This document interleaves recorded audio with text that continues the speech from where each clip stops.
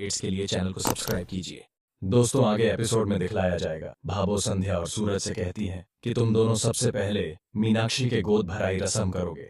फिर सूरज और संध्या एक दूसरे को देखकर घबराने लगते हैं क्योंकि दोनों एक दूसरे से बात नहीं करते थे। फिर दोनों मीनाक्षी के पास आते हैं और मीनाक्षी की आरती करके उसके गोद में फूल और नारियल डालते हैं। इधर भाबो उन दोनों को देखकर बहुत ज्यादा खुश हो रही होती है, लेकिन इधर बाबासा का मुंह उतरा रहता है और बाबासा को बिल्कुल भी पसंद नहीं आ रहा होता है। फिर गोद भराई का रस्म होने के बाद सभी लोग डांस करने लगते हैं।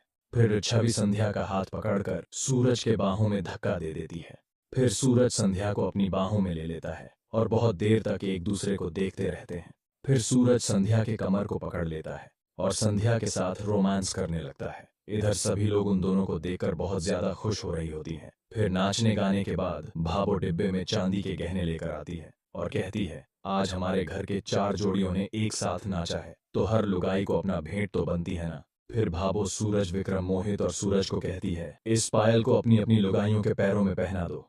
फिर विक्रम कहता है, अरे भाबो, ये क्या कह रही है तू? भाबो, आदमी अपनी लुगाई के पैरों में झुके, ये अच्छा थोड़ी ना लगेगा। फिर मोहित भी कहता है, हाँ भाबो, हम लोग क्यों पहनाएंगे, ये लोग खुद ही पहन लेगी। फिर भाबो कहती है, सूरज, तुम्हारा भी यही राय है क्या जो इन दोनों की है? फिर सूरज कहता है, भाबो, मैं इन दोनों की बातों को नहीं मानता। हमारी पत्नी हमारे लिए पूरे दिन भूखे रहकर करवा चौथ का उपवास रखती और रात को चांद देखकर हमारे पैर छूकर हमारी लंबी उम्र की दुआ भी करती है। अब आज हमारी बारी आई है उनके लिए प्यार दिखलाने का, तो हमें शर्म कैसी। फिर उनकी बात सुनकर सभी लोग खुश हो जाते हैं। इधर भाबो और संध्या भी मुस्कुराने लगती है। फिर भाबो कहती है, छोरा, बड़ा बेटा होने की नाती तूने अपने छोटे भाइयों को सही रास्ता दिखा दिया, और ये ले पायल और पहना दे अपनी बिननी के पैर पर। फिर सूरज संध्या को सोफे पर बैठाकर संध्या के पैरों पर पायल पहनाने लगता है। इधर सभी लोग सूरज को देखकर बहुत ज्यादा खुश हो जाते हैं। फिर सूरज को किसी का कॉल आता है। फिर सूरज कॉल अटेंड करने के लिए घर के बाहर जाता है। फिर सूरज बाहर से बात करके संध्या के पास आकर कहता है, संध्या जी, जरा ऊपर कमरे में आई ना, आपसे कुछ बात करनी है। फिर संध्या खुश हो जाती है कि सूरज जी मुझसे बातें करने वाले हैं। फिर संध्या सूरज के साथ कमरे में आ जाती है। फिर संध्या कमरे को देखती हैं तो बहुत ज्यादा खुश हो जाती है क्योंकि सूरज ने उनके कोई भी फोटो को नहीं हटाया था और संध्या के सारे सामान वहीं पर थे। फिर सूरज कहता है, क्या देख रही हो संध्या जी? कुछ नहीं बदला, सब वैसे ही है। फिर सूरज अपने सीरियस मुद्दे पर आता है और संध्या को बताने लगता है कि मुझे उस टाइम आपके भाई का कॉल आया था और जब मैं घर के बाहर गया तो तुम्हारे भैया अंकुर बाहर खड़े थे और मैंने अंकुर जी को नमस्ते करके घर आने के लिए कहा, लेकिन अंकुर जी ने आने के लिए मना कर दिया और मुझसे कहा कि आप किस रिश्ते से मुझे अंदर बुला रहे हैं।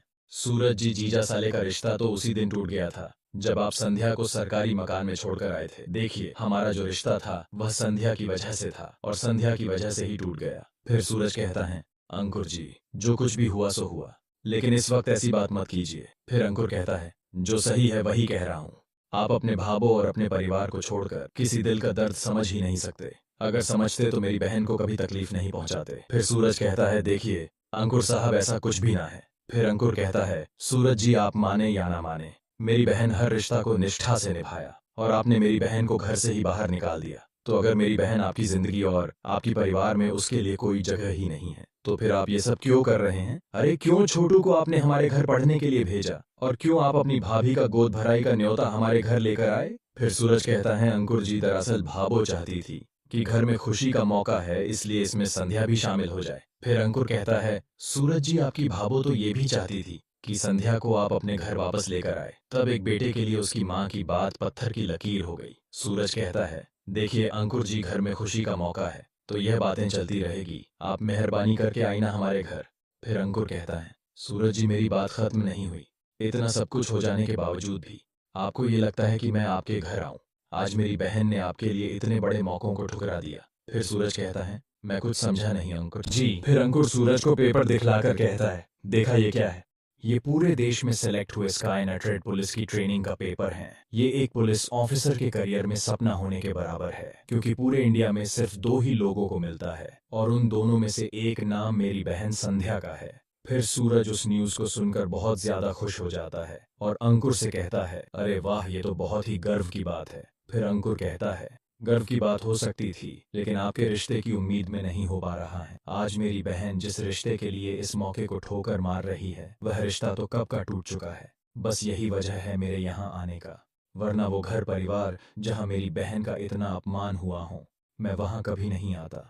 फिर सूरज ये सभी बातें संध्या को बताकर कहता है, मुझे माफ कर दीजिए संध्या जी, मुझसे बहुत बड़ी गलती हो गई है। दरअसल मीनाक्षी के गोद भराई के रस्म में मुझे आपको बुलाना ही नहीं चाहिए था। आपको बुलाने का ये मतलब होगा मुझे पता नहीं था। फिर संध्या सूरज की बात सुनकर शॉक हो जाती है और कहती है, आपने मुझे यहाँ सिर्फ इसलिए बुलाया क्योंकि भाबो चाहती थी। फिर सूरज कहता है, संध्या जी कुछ चीज है जो मैं आपको बता देना चाहता हूँ। मैंने आपको यहाँ पर इसलिए बुलाया क्योंकि भाबो चाहती थी, और छोटू को आपके पास पढ़ाई के लिए इसलिए भेजा क्योंकि आपसे बढ़िया टीचर छोटू को मिल ही नहीं सकता था। फिर सूरज अपने जेब से पैसा निकालता है और पैसे गिनकर संध्या को देता है और कहता है, संध्या जी ये रहे छोटू के फीस। फिर सूरज संध्या के हाथों में उस पैसे को पकड़ा देता है। फिर संध्या वो पैसे देखकर बहुत ज्यादा रोने लगती है। फिर संध्या मुस्कुराते हुए कहती है, सूरज जी ये आप नहीं कह रहे हैं, ये आपका डर आपसे कह रहा है।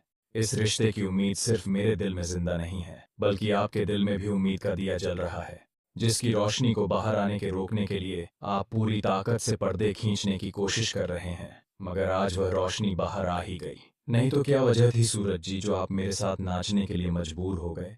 चलो मान लिया कि आप हो गए मजबूर, पर वह क्या था सूरज जी जो मैंने आपकी आंखों में देखा?